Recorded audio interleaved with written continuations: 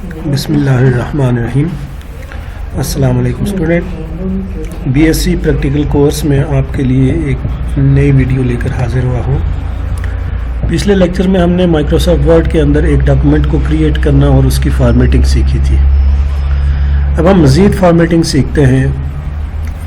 अगर मेरे पास पहले से कोई पैराग्राफ मौजूद हो तो मैं आपको, चूँकि मुझे क्रिएट करने में थोड़ा सा टाइम लगेगा, आप लोगों ने अपनी तरफ से डॉक्यूमेंट को क्रिएट करना है ताकि आपकी जो टाइपिंग स्पीड है वो बेहतर होती रहे। मैं कोई बना बनाया पैराग्राफ उठा लेता हूँ और वहाँ से आपको फॉर्मेटिंग सिखा देता हूँ। तो पिछले लेक्चर में हमने ये सीखा था कि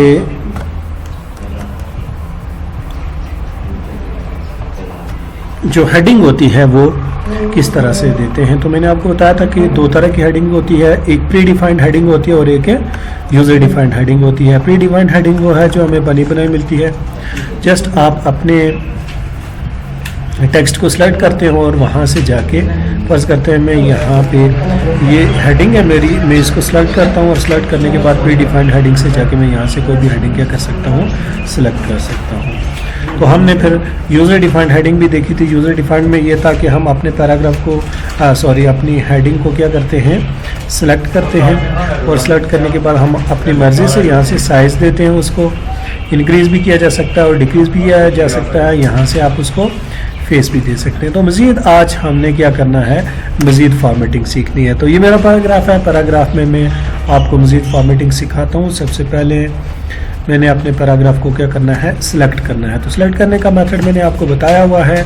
आपका दो तरह के कर्सर हैं आपके, ये आपका पूरा वर्किंग एरिया है जहाँ पे आप काम कर रहे हैं। ये सारा का सारा वर्किंग एरिया है। जब मैंने आपको इंटरफेस समझाया था तो शायद कि मैं आपको ये बात बताना भूल गया हूँ कि ये सारा का सारा वर्किंग एरिया है। वर्किंग एरिया में आप जो डॉक्यूमेंट क्रिएट कर रहे होते हैं, इसमें दो तरह के कर्सर हैं। एक मेरे माउस के साथ हिल रहा है कर्सर और दूसरा ये ब्लिंक कर रहा है।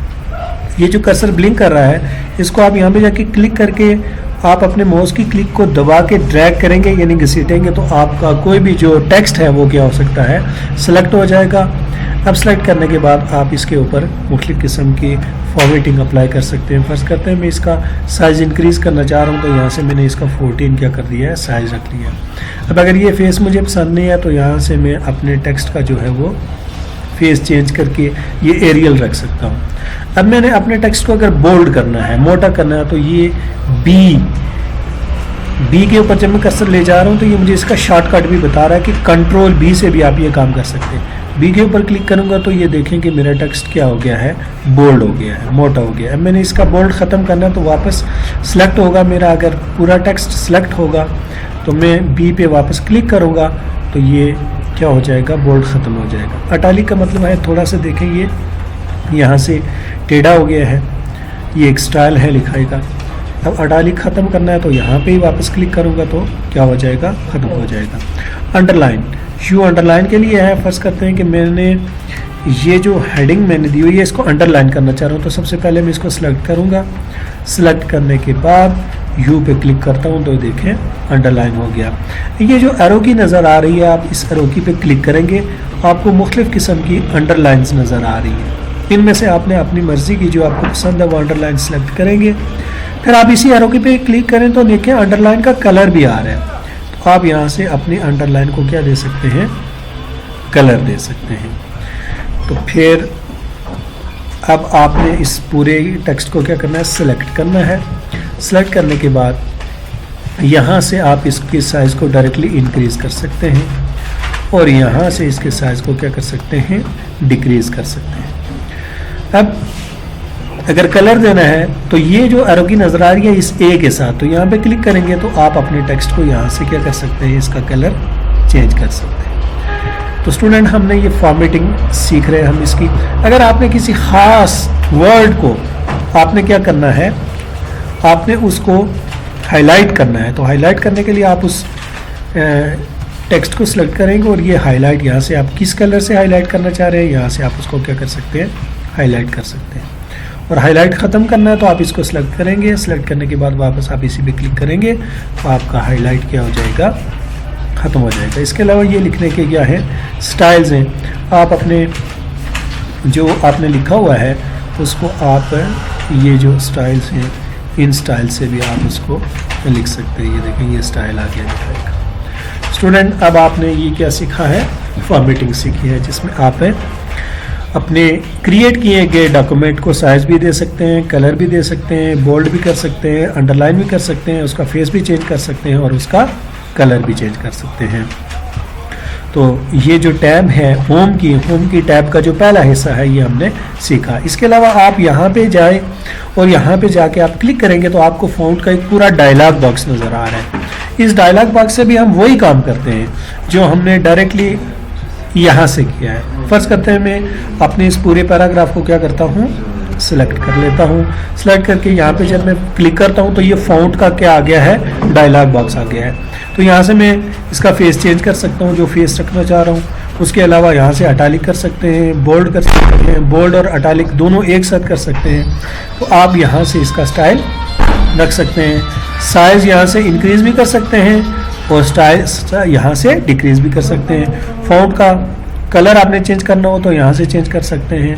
अंडरलाइन करना है तो यहाँ अंडरलाइन जैसे हमने वहाँ से किया था ये आप अंडरलाइन सेलेक्ट कर सकते हैं और अंडरलाइन का कलर यहाँ से चेंज कर सकते हैं, जो भी कलर आपने रखना हो। इसके अलावा ये लिखने का स्टाइल है जी, देखिए इस पर हम क्लिक करेंगे तो ऊपर ये डैश आ जाएगी, डबल डैश डालनी है तो इस तरह से आ जाएगी। ये सबस्क्रिप्ट सुपरस्क्रिप्ट है, ये मैं आपको सिखाऊंगा। ये स्मॉल कैप्स जो आपने लिखा हुआ है सारा का सारा आपका जो स्मॉल ये कैपिटल में आ गया है, ऑल कैप्स सारा का सारा कैपिटल में आ जाएगा। स्मॉल कैप्स में लिखना है तो वापस ये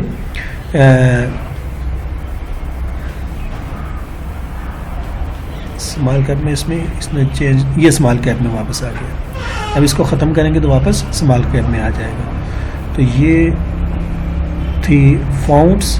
यहाँ पे टेक्स्ट को इफ़ेक्ट भी दे सकते हैं आप।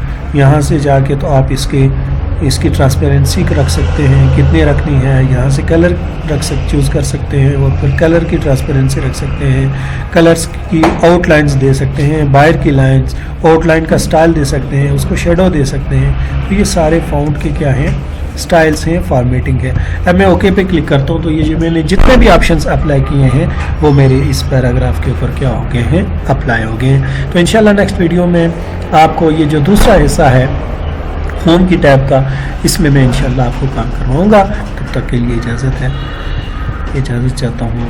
अल्लाह हाफ़िज़। अब मैं अपने डॉक्यूमेंट को यहाँ पे क्लिक कर सकता हूँ। अब वो पूछ से आया कि सेव करना चाह रहे तो मैंने सेव नहीं करना, लेकिन मैं आपको सेव करने का तरीका नेक्स्ट वीडियो में इंशाल्लाह अपने डॉक्यूमेंट को सेव करने का तरीका भी सीखेंगे।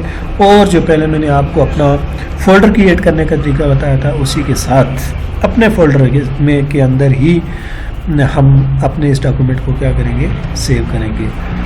इंशाल्लाह नेक्स्ट वीडियो के साथ फिर हाज़िर।